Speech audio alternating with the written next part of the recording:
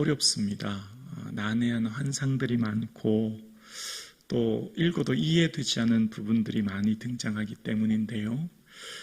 그런데 이 에스겔서를 통해서 하나님께서 보여주시고자 하는, 말씀하시고자 하는 의도가 이제 숨겨져 있다는 걸 알게 되어요. 그러니까 하나님의 본 마음, 본심이 에스겔 선자를 통해서 보여주는 것을 통해서 오늘 이 시대 우리는 그럼 어떻게 살아야 될 것인가, 과거에 있었던 이 에스겔을 통해 말씀하셨던 그 환상을 통해 말씀하셨던 사건에 대한 이해를 통해 오늘 여기 있는 우리는 어떤 삶의 방향과 목적을 가지고 살아야 될까라고 하는 것을 알 수 있도록 말씀해 주는데요. 그때 당시, 그러니까 에스겔서의 배경이 되는 이 시대로 다시 잠깐 돌아가 보면 1차의 바벨론 침략으로는 바벨론과 그 지도자들이 끌려갑니다. 그리고 다시 2차 바벨론 침공이 있어지고요. 그때 이제 바벨론 침공 때 에스겔과 여호야긴 왕이라고 하는 왕과 함께 또 남겨진 백성들이 끌려가요. 더 이상 반란을 단절하기 위해서, 반란이 일어나지 않게 하기 위해서 바벨론의 그런 조치를 취하죠. 그래서 이제 에스겔이 끌려갔을 때 나이가 한 30세 정도가 됩니다. 그래서 30세의 부르심을 받아서 53세까지 23년 동안 이제 하나님의 환상을 보고 민족을 향해서 하나님의 예언을 선포하는 사역을 감당하게 돼요. 그렇게 선포하는 내용을 보면 이스라엘 백성들이 하나님 왜죠? 왜 우리가 이방 나라 때문에 이 비극적인 상황을 맞이해야 됩니까? 라고 하는 질문.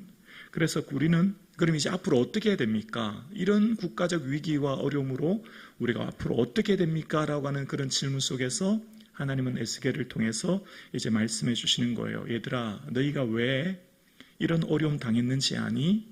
왜 너희가 이런 상황 가운데 처했는지 아니? 너희가 내 마음을 좀 이해해라 라고 하면서 이제 말씀해 주시죠. 그러면서 그런데 걱정하지 마라. 앞으로 너희들 이렇게 회복하게 될 거야. 소망을 가지고 기다려. 이제 그런 말씀 하시는 게 에스겔의 내용이거든요. 그러면서 이제 오늘 이제 8장부터 11장까지는 하나님께서 이 에스겔을 통해서 이스라엘 백성들에게 왜 이스라엘에게 이 심판이 있어졌는지에 대한 아주 구체적인 이야기를 하십니다. 다른 사람들은 알지 못하고 보지 못하는데 에스겔은 하나님이 보여주신 특별한 환상을 통해서 왜 하나님이 우리를 떠나셨는지 이제 알겠다. 하나님이 왜 우리 민족 이 성전을 떠나셨는지 비로소 깨닫게 되었습니다. 라는 그런 내용이 나와요. 그래서 오늘 본문의 내용 1절을 잠깐 보면 1정 후반절에 거기에서 내게 내리시기로 라는 표현이 나옵니다. 그러니까 나는 1절 다시 한번 읽어볼게요. 6째 해 6째 달 초닷새에 나는 집에 앉았고, 여기 나는 집이라고 하는 것은 바벨론 그발강가거든요. 나는 집에 앉았고 유다 장로들은 내 앞에 앉아 있는데 주 여호와의 권능이 거기서 내게 내리시기로. 그러니까 바벨론에 끌려갔는지 언제죠? 6년 6월 5일, 정확한 날짜를 표기하는 겁니다. 바벨론에 끌려갔는지 6년이 좀 넘었을 적 6월 달에 5월 달에 5일에 나는 집에 앉아 있었다는 말은 지금 바벨론 그발강가에 포로로 잡혀 있는 그때에 무슨 일이 일어났냐면 여호와의 권능이 에스겔에게 임하고, 그래서 그를 거기서 이끌어서 어디로 데려가냐면 다시 과거에 있었던 예루살렘으로 데려갑니다. 예루살렘 성전으로 지금 데려가는 모습이 등장해요. 그래서 이 내용이 언제까지 나오냐면 11장 25절까지가 바벨론 그발강가 내 집에 앉아 있었던 그를 데리고 성전에서 예루살렘 성전에 데려가서 보여주시는 내용이 이제 11장까지가 나와요. 그러니까 8장에서 11장까지 왜 이스라엘에게 이런 어려움이 당했는지에 대해서 구체적으로 그들에 있었던 죄악의 모습을 보여주시는 내용이 나와요. 그래서 11장 24절에 보면 나를 떠나 올라간지라 라는 표현이 나옵니다. 그래서 그때까지 이제 환상의 내용이 기록된다는 것을 알 수 있습니다. 자, 그러면서 이제 오늘 본문을 잠깐씩 대략적으로 훑어보면서 내용을 말씀을 드릴게요. 2절에 보면 내가 보니 불같은 형상이 있더니 라는 표현이 등장합니다. 이제 이 불같은 형상이라고 하는 표현이 에스겔서에 계속해서 등장하는데요. 인자 같은 형상, 불 같은 형상, 혹은 사람의 모양, 이런 표현으로 등장해요. 이거는 예수 그리스도를 예표한다. 이제 구약의 학자들이 그렇게 이야기합니다. 그 불 같은 형상이 단세가 그 손이 나타나서 머리털을 한 줌 잡고는 나를 이끌어서 천지사에 이끌어서 예루살렘 안뜰로 데려갑니다. 그게 이제 3절에 나와요. 에스겔을 잡아서 예루살렘 성전 안뜰로 데려갑니다. 그때 데려갔더니 성전에서는 뭐가 있어야 되죠? 지성소와 성소가 있고 하나님을 거룩하게 예배해야 되는 장소이지 않습니까? 근데 문제는 거기에 뭐가 있냐면, 자, 3절 후반절에 보면, 3절 끝에 보면 거기에는 북향문이, 안뜰 북향문 성전을 말하거든요. 거기 성전이에요. 북향문에 이르렀는데 거기에는 뭐가 있냐면 질투의 우상, 곧 질투를 일어나게 하는 우상의 자리가 있는 곳이라.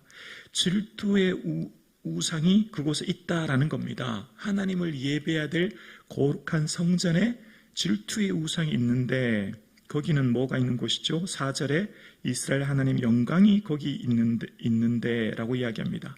하나님의 영광이 머물러야 있어야 될 그 자리에 우상 숭배의 모습이 있었다라고 하는 것을 이제 이야기해 주는 겁니다. 에스겔을 이끌고 바벨론에서 예루살렘 성전으로 에스겔을 데려다 놓았는데 보니까 뭐가 있죠? 성전에 하나님을 예배해야 될 그곳에 질투의 우상이 있었다라는 겁니다.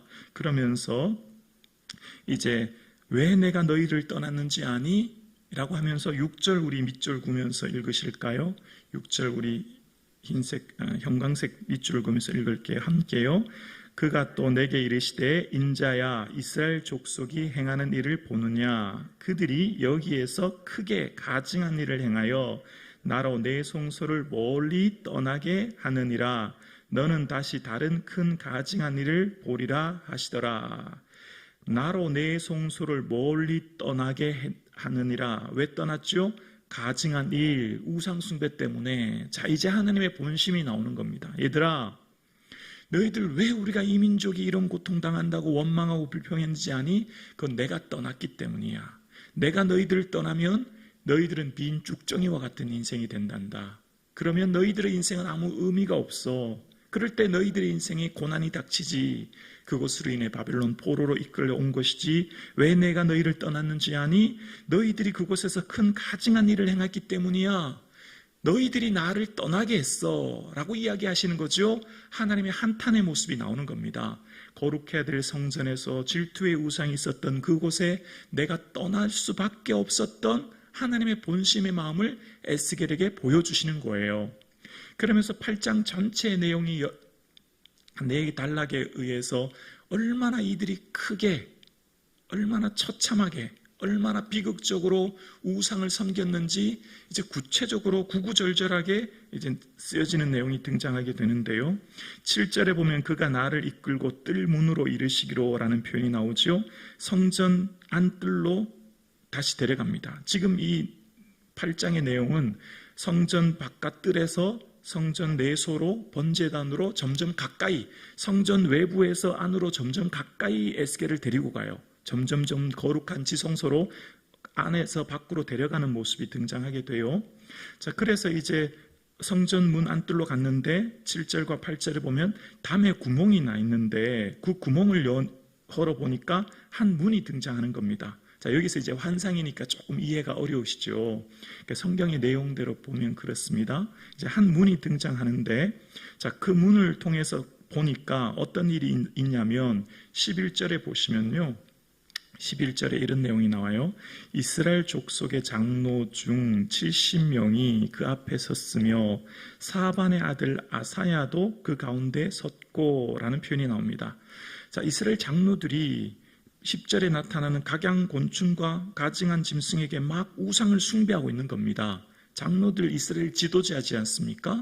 이스라엘의 지도자들이 오히려 앞장서서 우상을 섬기고 있고, 사반이 등장하는데, 여기 사반은 누구냐면 요시야 왕 때 개혁을 일으켰던 요시야 왕 때 함께 앞장섰던 서기관 사반을 말하는 거거든요. 근데 그 사반의 아들이 오히려 아들 아하샤냐가 오히려 과거로 되도록 회귀해서 다시 우상을 섬기는 개혁을 일으켰더니 다시 그 교역에서 뒤로 물러가서 죄악을 범하는 이런 일이 있어지게 되는 것을 이야기합니다. 그러면서 그들이 향로에다가 장로 70명이 이 향로에다가 우상을 섬기는 모습이 나와요. 근데 이게 지금 이스라엘 백성들의 모습인 겁니다.